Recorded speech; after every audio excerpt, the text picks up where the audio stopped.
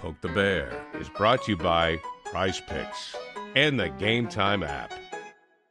And welcome into Poke the Bear, episode 282, presented by Prize Picks and Game Time tickets. My name is Conor Ryan, and once again, we are joined by the esteemed, the ever-knowledgeable Ty Anderson of 98.5 The Sports Hub. Ty, how you doing?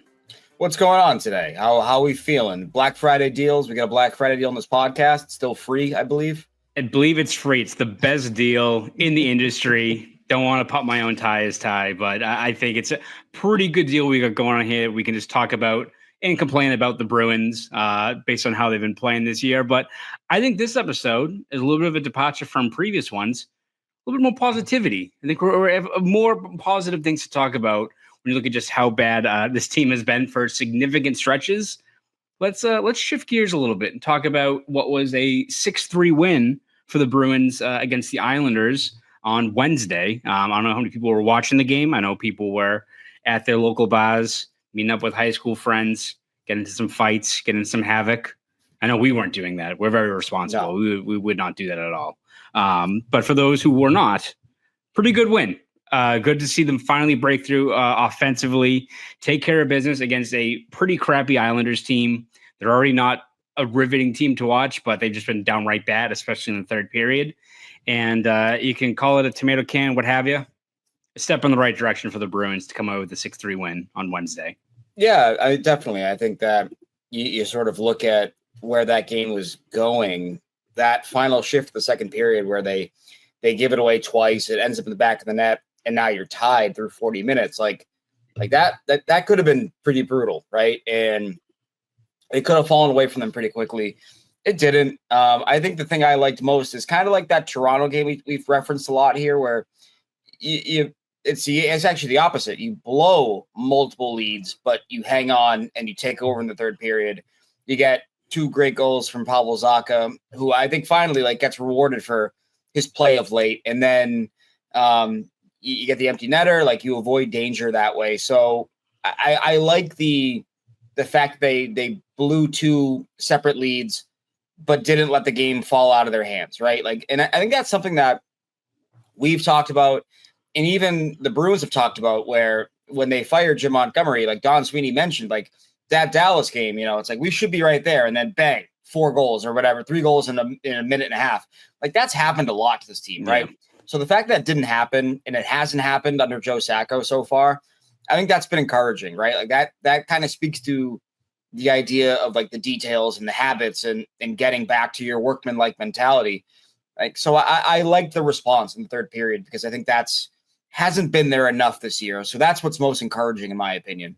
Yeah, and I think the way the Bruins responded to, from the fact that I think their game plan under Sacko so far has been, really locking things down defensively, taking care of the puck, not, making stupid stretch passes or anything like that. Pretty conservative in their own end, and then filling everything on net down the other end of the ice. And this was a game where it felt like if it's not one thing, it's the other, where they started scoring early. You have 2 goals in the first, 6 minutes and 20 seconds from Brad Marchand. And all of a sudden the puck play, the attention to details, the defensive work starts, caving in a little bit. You're all right, they're finally scoring, but are they going to lose this game 5-3, 5-4, right? If it's not, right. And that's kind of the sign of a bad team, right? Where you feel like you've shored one thing up, and then all of a sudden something else kind of erodes and gets away in a game like that. And yeah, it wasn't the sharpest game from them defensively, but as you said, it's good that they kind of clamped down, especially in the third period, took care of business. And the fact that you've had multiple guys respond, I think that's the most encouraging thing in terms of under Sacko, it's been kind of the same formula, pretty simple strategy, but it's a winning strategy. When you look at the personnel they have here, but when things don't go as you expect, which tends to be the case in a game as chaotic and unpredictable as hockey, it's good to see that they're able to kind of right the ship and win kind of an ugly game, or a game that's kind of maybe away from their formula or their strategies to how to probably accrue points at a pretty steady rate here.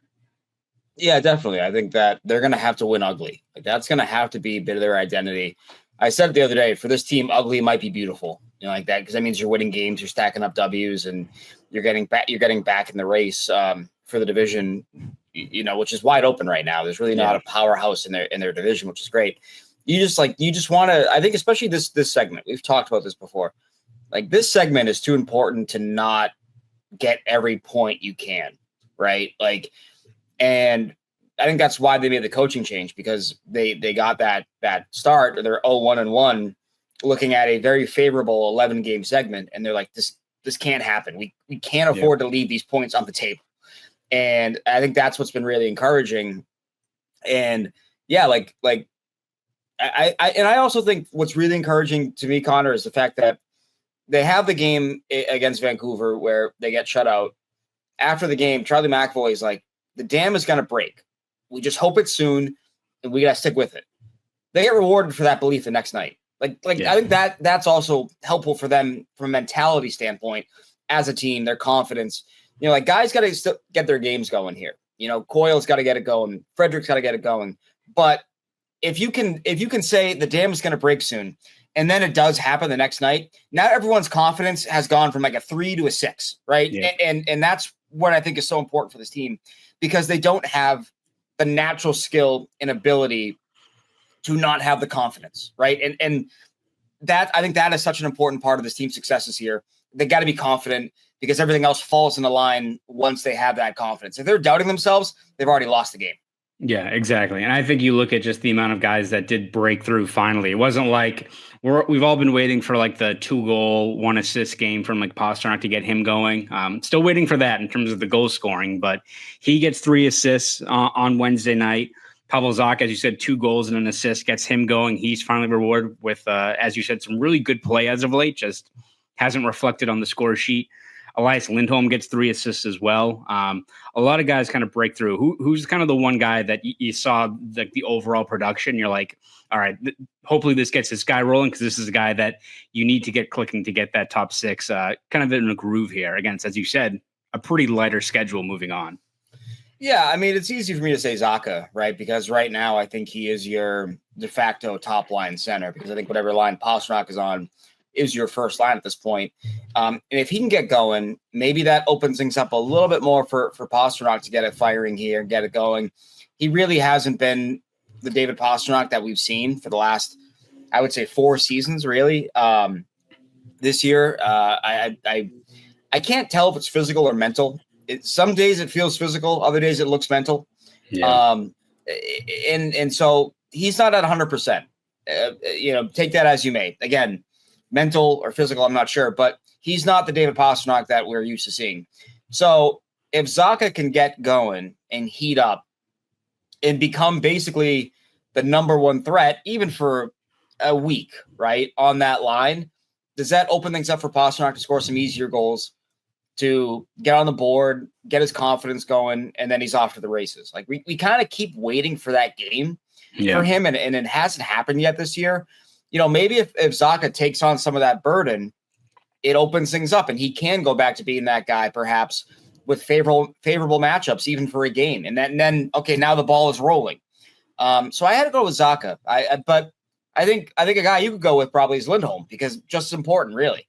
Yeah, no, exactly. Like, even for Lindholm, getting him going, 3 assists. Again, a guy that I think you like the details and everything. Like if we were giving out like early grades, I wouldn't like give like a guy like Lindholm like an F or anything like that, because I think I like his details. I like the little things he's doing. But again, when you look at the role, the money, all those things, the little details are kind of like the cherry on the sundae. If you don't have any ice cream, like, what do you got? Eating some maraschino cherries by yourself, you sicko? Like you can't just do that. So I wouldn't give him like an F or anything. But if the production's not there, then you're not realizing his potential. So to get him going, I think is a step in the right direction.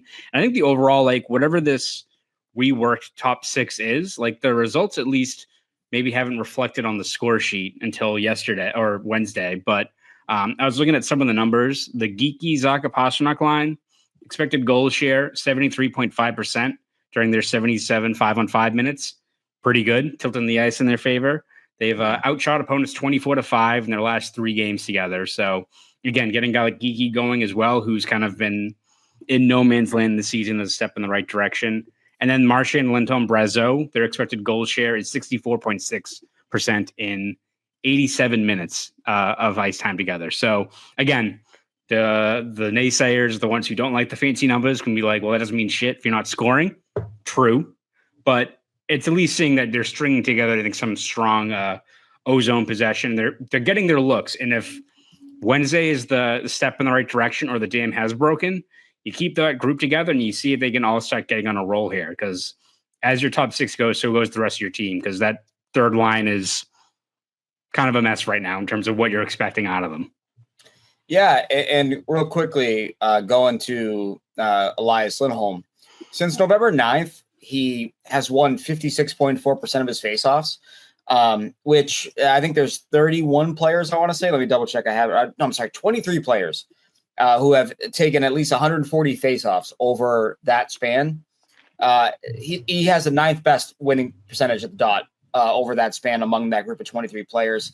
He's ahead of guys like Sidney Crosby, Chandler Stevenson, Joel Eriksson Ek, Sean Monahan. Two of those guys, by the way, were other options for the Bruins in free agency. Yes. So to your point, talking about guys that are, like the paydays and how you rely on him, the details, all that. Like winning faceoffs is not like a super advanced analytic, I'm well aware, but those are some of the things that I think you're starting to notice more of, and it's putting less of a strain on guys like Zacha and Coyle, who at times can be very dependent on what side of the ice they're taking the faceoff on. I think with Lindholm, it's like, I think there's more just like, okay, he's got the know-how to win this draw here. You're not worried about like, okay, it's got to be the left side or the right side. It's got to be, you got to have this winger here. Like he's much more like, he'll just win the draw. And I think that allows the details to kind of fall into place as well. I still can't believe that Chandler Stevenson got a 7-year deal, getting paid $6.25 million a year for Seattle. It's got one goal. Yeah, I was watching a Kraken game the other night, and they highlighted both him and Montour as guys that like got to get it going for them. And I'm like, oh well, those contracts aren't helping, I wouldn't imagine. Yeah, that was not a smart move by the Seattle Kraken. But Ty, you know what is a smart move? What's that? Going to our good friends over at Prize Picks. Because the leaves have fallen, the temperature is dropping, and you know what that means? Hockey season is in full swing, and there's so many ways for you to get in on the action and win up to 100 times your cash with as little as 4 correct picks on Prize Picks, as you and the world's best players take the game to a new level on the ice, gridiron, court, and more. Prize Picks is the best way to win real money this hockey season. Which plays are going off? Which ones aren't? Make your picks in less than 60 seconds and turn your sports opinions into real money all season long on Prize Picks. Sign up today and get $50 instantly when you play $5. You don't even need to win to receive the $50 bonus. It's guaranteed. Prize Picks invented the flex play, which means you can still cash out if your lineup isn't perfect. You can double your money even if one of your picks doesn't hit. There's really no shortage of ways to participate in Prize Picks, especially during hockey season. And with the Bruins going for a bit of a reset here, I'm buying into the hype. Maybe it's just because of the game on Wednesday, Ty. I don't know. But this week, I'm picking David Pastrnak for more than 4 shots on goal and Nikita Zadorov for more than 5 hits. It's really that easy. So download the Prize Picks app today and use code CLNS to get $50 instantly after you play your first $5 lineup. That's code CLNS on the Prize Picks app to get $50 instantly after you play your first $5 lineup.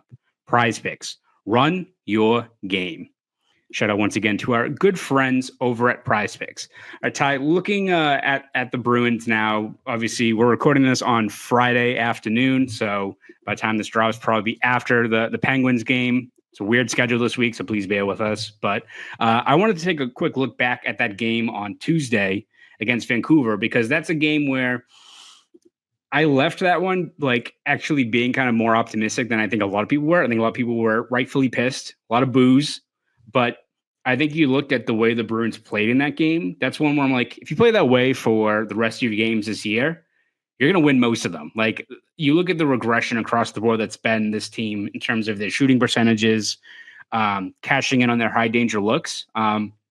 If that's the formula or the strategy that Sacko is mapping out for these guys, they're going to be a tough out every single night. And, that's the Bruins colored glasses I'm looking through that lens with. But I was encouraged by, one, just overall how they've responded since Sacco's taken over. But even that game against Vancouver, which was probably one of their bigger tests during this lighter part of their schedule, they really control play for a whole bunch of it. It's frustrating when the most important stat, goals, is the one that isn't falling your way in a situation like that. Yeah, I thought it was the rare, really good loss. I think that, to your point, like if you play that way, most nights you're going to win. 33 shots. They allowed almost nothing 5-on-5 for Vancouver. The only goal they scored that's not an empty net goal, it goes off Connor Garland's hand, gets deflected down. Like, is that a goal? Like, based on the 2023 playoffs, it's not, but it was in this instance for some reason. Both plays involved DeBrusk, by the way, which is kind of funny when you think about it. We knew that was coming. We knew that DeBrusk goal was coming at some point. Oh, absolutely. But they forced Vancouver to block 26 shots. I think it's the second most blocks against the Bruins this year. I think the Flyers had 28 or 29 in that shutout win they had at TD Garden. So they really made them work. They really made Vancouver work. And some nights a goalie is just on, right? And I thought Kevin Lankinen had a great game. He's been stellar on the road this year. But ultimately, like, the stats I look at, right? Like I mentioned the shots. They won 60% of their faceoffs, the Bruins did. They out-attempted Vancouver 72-31, I think, in shot attempts. They forced Vancouver into 16 giveaways. And sometimes giveaways can be subjective. I think they truly forced Vancouver into 16 giveaways. They were just sending them right up to the Bruins' hands. So I liked their structure. I liked their system. I liked just about everything, except they couldn't finish, right? That's going to be a problem for this team. I think we all agree. Mm-hmm. The talent they have. But if you have that kind of, those kind of differentials, they're going to favor you and you're going to win most of those games. And so I can't get too upset about it. Like, that kind of loss happens to Carolina like every 9 days. They have a loss like that. Like, they're still one of the best teams in the league. So I think you're going to win more of those games. You're going to lose them. So you got goalied. It happens, but I liked what they did that night. They just couldn't score. Yeah, I feel like that is one of the byproducts of, if you're going through like the pros and cons of the quality over quantity approach, or the Carolina, even like Bruce Cassidy, like put everything on net, kind of juice up your Corsi numbers. Like, that is one of the cons, is that when it doesn't go right, when inevitably you get goalied or you're just missing on your high danger looks, it means you got a really lopsided natural stat trick chart that still has you as the loser, right? Because as you said, Carolina loses games like that. I mean, you look at like Colorado loses a ton like that. Colorado loses like that during like even the best days of the Cassidy era here. There was multiple games where the Bruins have a 41-21 edge in like shot attempts at 5-on-5 play, and they're down a goal at 5-on-5 action or something like that. It's just how things happen. We have, how many times do we see dispirited Rod Brindamore in that playoff run in 19? Because they would pepper the net, would have nothing going on. You had Yakety Sax playing, just throwing, the whole vibes were completely messed up there. Like, so I do think that's something that it sucks when it does happen. But I think when you look at the personnel the Bruins have, that is the strategy you have to play with, is just get every pucks on net, make it ugly. And we have so many big guys down low like that. You're at least opening the door for more of those chances going your way. And I think you've seen them respond more to that more simplified, less selective approach. When it's just, hey, get a puck on net, we'll see what happens. I think this team is better equipped to do that and not convert than hold on to the puck, end up with 14 shots on goal, and still have nothing to show for it. Like, I'd rather you leave a game being like, shit, we should have converted on this and this and this and this and this, as opposed to like, we didn't do shit the entire game, right? Right. No, I mean, and I've said this before, I think on this podcast, but like, the sequences where Mason Lohrei or Nikita Zadorov or Charlie McAvoy would go around the world of the offensive zone and then settle for a 75-mile-an-hour weak wrister from the back end. It's like, okay, that was stupid. That was pointless. You know, the hunt for the high quality looks, it doesn't always work out, right? And I think conversely, like, if you look at how Vancouver defended them, like, they really had to pack the house. Like, they had to. That slot was just, it was loaded with bodies, right? And I think when you have the team construct that the Bruins have, all it takes is someone blocking it but not smothering it. And now you're off to the races. And I thought they had a few of those kind of chances, a few of those looks. I think they have the roster and the construct for those kind of looks to actually be capitalized upon. They just got to go out and do it. And I think Connor, you'd feel worse about the loss on Tuesday if they had the same exact kind of game the next night, right? They're like, they don't have like shit. They don't have like the finishing to be a shot quality team or the shot volume team. Like, this sucks. So I think you feel a little bit better about Tuesday because it didn't snowball into a bigger loss or a similar looking loss on Wednesday night in Long Island. Yeah, absolutely. No, I think you categorize that as a good loss, even if I'm sure Bruins fans did not want to hear it, especially in the moment. It sucks if you pay $100 to see that. Of course. It's not, yeah. let's be real. The worst we can say we can say it's a good loss, but yeah, people who are there watching it, not so great. Same as like this Black Friday game. The Bruins get smoked by a pretty shitty Penguins team. That is a sizable step back. So real quick, you know me. Anti-matinee games, hate matinee games. It is a crime that the NHL took this from the Bruins. This has been a Bruins tradition my entire life. Yes. They took it from them. And they gave it to like the Flyers and the Rangers. Piss off. This is a Boston thing. This has always been a Boston thing. I hate that the NHL took this away from the Bruins, and I'll never forgive them. I hate matinees. I like this matinee. I'm pissed they don't have it. I always enjoy like the matinee games for Black Friday because like you got like people like either hungover or they're still drunk, but they're still in a jovial mood. Like you still you're keeping the party going from the night before. Now you're in this kind of like no man's land for a couple hours. 6:30? 6:30? Ass. Watching the crappy Flyers and the Rangers who now like might suck. Like what's going on there? They're not good, man. The Rangers look like how the Bruins looked before they fired Jim Montgomery. Where like they just look like they don't care. It's so hard to watch, man. Like, and I've said this before. I've said this on Twitter. I've said this on this podcast. I think Mika Zibanejad is what people think like David Pastrnak. Yeah, he's been brutal, and he's been brutal for a while now. Like his postseasons have been horrible. It's just like, man, that's a weird guy. Like I look at the talent, I'm like, that's a really talented player. And then I watch him in the playoffs, and I'm like, what the hell are you doing? It's wild. Yeah, not great for them. Not great for Rangers fans right now. A little bit better for Bruins. The vibes are going up a little bit. But Ty, before we switch gears and talk a little bit about what Bruins fans should be thankful for, let's give thanks to our good friends over at Game Time Tickets. It's the holiday season, and you know what that means. You got Christmas carols, maxing out your credit card, eggnog, and of course, football. And if you're a Patriots fan and want to watch Drake May and New England try to end the year on a high note, you got to go with Game Time Tickets. There's nothing better than posting up with your buddies at Gillette for a Pats game, grilling some burgers, knocking back a few beers, throwing some snowballs, and cheering on the crowd whenever Drake May goes deep. And with football season in full swing, now is your time to take in the action, and Game Time Tickets will get you the best seats at the best prices to get you into Gillette. With killer last-minute deals, all-in prices, views from your seat, and the lowest price guarantee, Game Time takes the guesswork out of buying NFL tickets. Want to catch the Patriots season finale against Josh Allen and the Bills? Game Time Tickets has you covered. Game Time Tickets app makes it easy to sort through which specific game, concert, or other event you want to attend. It shows you the best spots available to take in the action. Game Time even has a new feature called Game Time Picks, which makes getting tickets to see your favorite teams play live even easier.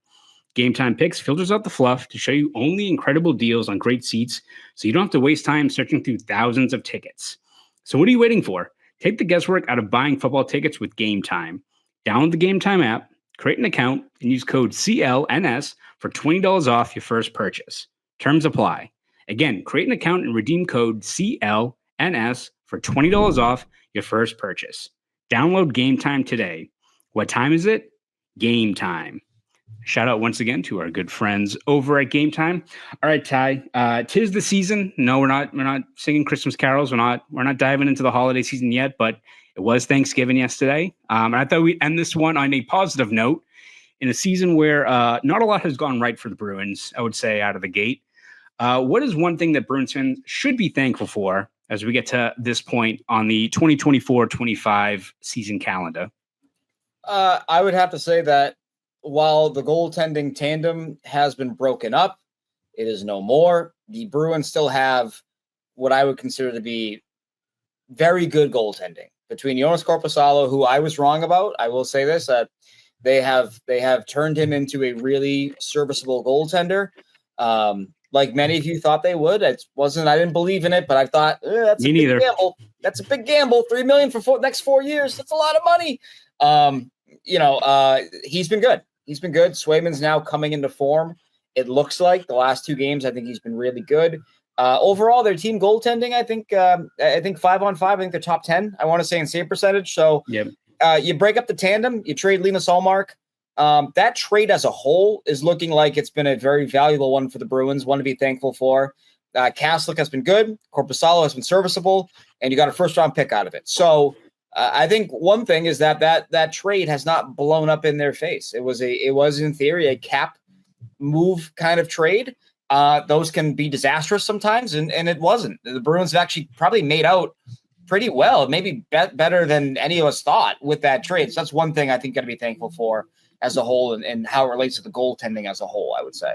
Yeah, that's a good pick. And again, people will look at Dean Letourneau's stats. Again, I think we have to reiterate for the umpteenth time, please be patient. The guy should not even be in college this year. He should be in the USHL. So that will be the ultimate determinant as to what the Bruins, I think, get out of this trade. But even for right now, pretty good return for a guy. Was it Sioux Falls? Was that where I believe so. Somewhere in the USHL. Yeah. So again, a guy that also has a top 6 in front of him that he ain't cracking that lineup anyway. The whole group in front of him is sick. So, that's a good pick, Ty. I'll say be thankful for the fact that I think the Bruins have an identity at the very least right now. And I think you looked at the first 6-7 weeks of the season. What were we, during the stretch where the results weren't there, or they were so stop and go with their production, I think the whole time we're like, what exactly are they trying to be? Are they trying to be like a skill team? Are they trying to find that fine line? It's kind of like how Zadorov, who has the ability to go end to end if he wants to. He really probably shouldn't, but he was trying to find his own identity. You had so many guys that I think were like, all right, what are we trying to be out on the ice? You saw that. I think the first kind of warning sign was that game against the Panthers, where it just was a mess. But I think that, since Sacko's taken over, it does feel like things have gelled a little bit in terms of they know what they need to do. And that's being kind of stingy, maybe play a little bit more low event hockey, at least in their own zone, make smart, simple plays, protect the net front. And again, these all sound like very basic things, but you didn't see it all that much the first, month and a half of the season. So, we'll see what happens when the Bruins, the schedule ramps up going on.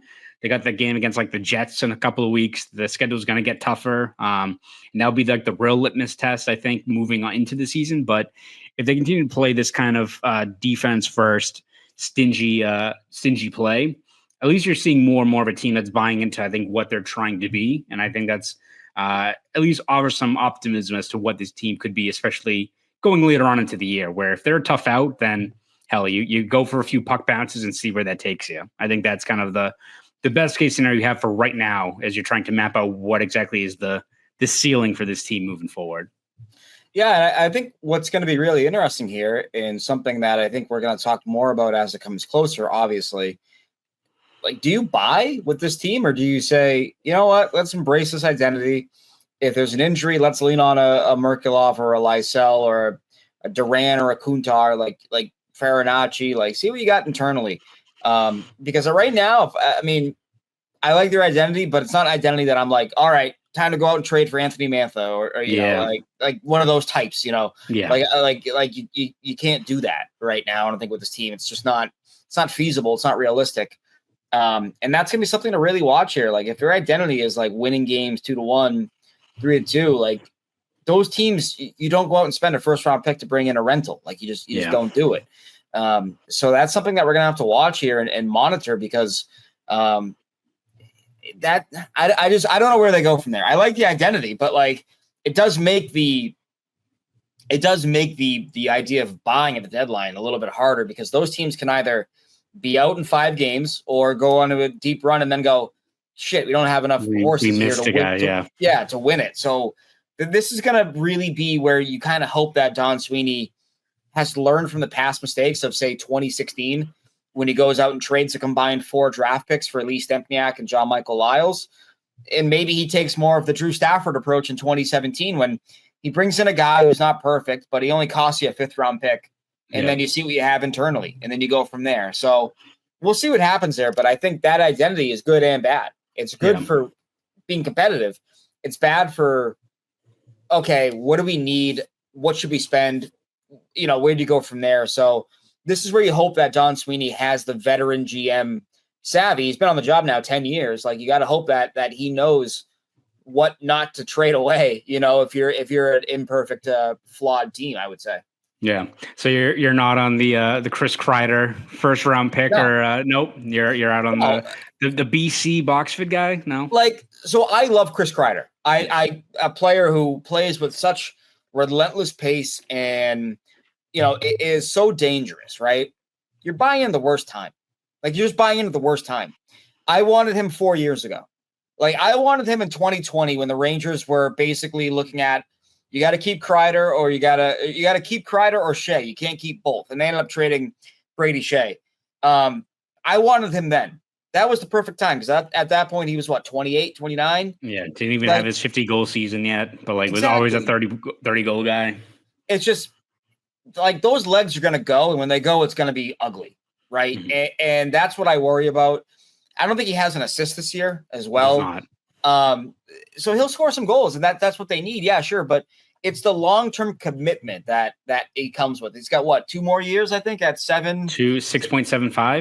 Is that what it is? Yeah. So it's. I just think that it's hard miles on that guy who's been an NHLer since 2009. I think the playoffs he got called up in 2009. I want to say there's a lot of miles on those legs, and I kind of want to stop getting power forwards at 32 years old. It's just I don't think it's worked out for them. Not a winning formula. I want to stop doing it. Yeah, it doesn't make any damn sense to be buying on these power forwards at 32 years old. You got to learn from your mistakes. That's kind of what I'm talking about with Don Sweeney. You can't keep doing the same thing over and over. Go, why haven't we won? All right, well, stop getting guys when they're approaching the cliff. Yeah. No, exactly. And I think you look at whatever it costs to get Kreider, whether it's a first or, this is also a Rangers team that still is trying to be competitive. They're not playing like it right now. They probably want a couple of either, you're looking at Brendan Carlo and Frederick, or you're looking at Lindholm, or what are you exactly looking for in that trade if you're the Rangers, which won't be cheap. Everyone's just trade Frederick and Geeky. And no, they're trying to win as well. Even if that's still a team that if you ask me between the Bruins right now and the Rangers right now, which one has a better chance of going to the conference finals, I'd still say the Rangers have the better personnel when they're hot. That's still a very scary team. They're the team that I have in the cup. I have Dallas beating the Rangers. That was my prediction at the start of the year. So yeah. That was my prediction as well. I'm starting to feel a little bit worse about it. Feel good about Dallas. Oh, feel great about Dallas. The East as a whole, I'm I don't know. I'm just shrugging. Yeah, it can be whatever. But no, I think that's an important part to consider as well. Rangers want to win. They're not going to trade Kreider for Mark McLaughlin, Riley Duran, and a 3rd round pick. No, it's going to be something off your roster. And they're guys I'm willing to live with, but I don't think it's going to be. Oh, it's Morgan Geeky and Trent Frederick, one pending RFA, one pending UFA. Now here comes Chris Kreider. I don't think that's how that's going to work. And there are obviously levels of which I'd be I'm more willing to take a chance on it, but I don't see it happening without a 1st round pick. Yeah. And I don't think the Bruins should be trading 1st round picks right now. I think it's great that you have Dean Letourneau, but that's also a boomer bust guy. And so if you can hang on to your actual 1st round pick and draft a player who there's always, the draft's a crapshoot. We all know that, but a player with a bit more maybe certainty, in terms of where they project, can this guy be a left shot defenseman that projects in your top 4 for the next, decade? That's great. I kind of like that, I think, at this point, or a center who projects somewhere in your middle 6, that's great. You need one of those guys. You need more guys that you can have more faith in. All right, this guy's either Tage Thompson or Brian Boyle. It's that's a weird separation there. I like Brian Boyle, like him a lot, but that's such a stark contrast there. So I think you want a bit more certainty with your next 1st round pick. You want a high floor, middle 6 guy. You want a Liam Greentree as a guy. Didn't you like Liam Greentree, right? A guy like that, winger who lit up the juniors. That maybe he's a top team. 6 guy. Yeah, maybe could be a top 6, but not a lock. But could be could easily be a nice 20 goal guy, in your middle 6. That's kind of and he's 6'2". He's a bigger guy, for a winger. Yeah, I was big on him. There was another one I was big on, but he actually went really early. He played for the Chicago Steel And then he ended up going to like Montreal. He went a little bit earlier than I thought he would.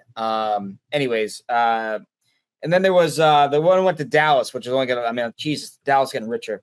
Emil Hemming. I liked him as well. Yeah. Was it Michael Hagg that went to Montreal? Yes, that's who it was. Yeah. Yes. And I was like, damn, when he went, I was like, that's who I wanted. So, yeah, like it's really hard, right? I think it's hard because like the Bruins have been guilty of drafting guys that project safe, right? And so I can't crush them for going with a guy like Letourneau, 6'7", could be Tage Thompson, could also be more fourth liner. Like, yeah. But I think your next pick, you want to have a clearer idea of who they can be for your team, because it's hard to hitch your wagon to those boomer bust guys. You have Fabian Lysell as an example of one, right? Where we were looking at it going, this could be a great value for the Bruins. And now we're in 2024, rapidly approaching 25. And we're like, all right, is he going to come up soon or what's the plan here? And so it's always a hard thing. It's always a hard thing to project these kids at 17, 18 years old. But I'm hanging on that first round pick because I want to know what my options are. Yeah, it's better to have the option than to give it away for, again, a guy like Kreider whose legs might be shot pretty soon. So we will see kind of what plays out there. Ty, before we let you go, where can we read your stuff? Where can we hear you on the airwaves? All that stuff. Yeah, you can hear me out on 98.5 Sports Hub. You can hear me on the hockey show every Saturday from 9 to 11 a.m. You can also find me on social media at _Ty Anderson on Threads and X and Blue Sky, Ty-Anderson. Blue Sky, whatever. You can also find me at the TD Garden if you're ever just walking around the subway platform. Feel free to say hi. Don't say hi after the fact. That makes me think it's kind of weird. Just say hi in the moment, and I will stop and we will have a nice conversation. Don't tweet at him 5 minutes later. Yes, because then I'm like, shit, am I being followed? What's going on here? It's like the Bourne Identity. You got Treadstone following you. Yeah, the worst was I went to a McDonald's once and I was eating. Someone came up to me and says, "It's you," and I was like, "Am I gonna die? What's gonna happen right now?" Never go to someone say it's you and point at them. I'm like, I guess you're right. Dude, there was one time I was at the Cadova on Causeway Street, just minding my own business for a game, and ETD literally just walks up and sits at the table next to me. Like, is this how Tony gets killed in The Sopranos? So I was like, what? Who the hell? Oh, I know who you are. Please don't just sit at my table. Real quick too. Speaking of ETD, he's going to be at the game on Sunday, which reminded me. I know not to go. If you are going to that game on Sunday, yes. The Bruins are urging fans who are arriving to be in their seats at 2:45 p.m. They're going to have a lengthy pregame ceremony celebrating their 100 years, but I know that fans are being encouraged to arrive in their seats for 2:45 for the start of all of it. The Bruins have done a great job celebrating their centennial. Their fan relations department they've done amazing work. A lot of sleepless nights for those people who I don't think get the credit they deserve at times for all the work they do to make this work. But this is the culmination of it. And 2:45, they're saying, be in your seats by. Sorry, and where can we find you, Connor? Oh, yes. Shout out once again to the staff and everyone for a great year putting all that stuff together and what should be a great afternoon, evening over on Sunday against Montreal. As for where you can find me, Ty, you can read my stuff over at boston.com and the Boston Globe. We covered every step of the way this season with recaps, features, columns, breakdowns, all that good stuff. And if you want to follow me on Twitter, you can at Conor Ryan _93. This was episode 282 of Poke the Bear. You fans have a great rest of your week.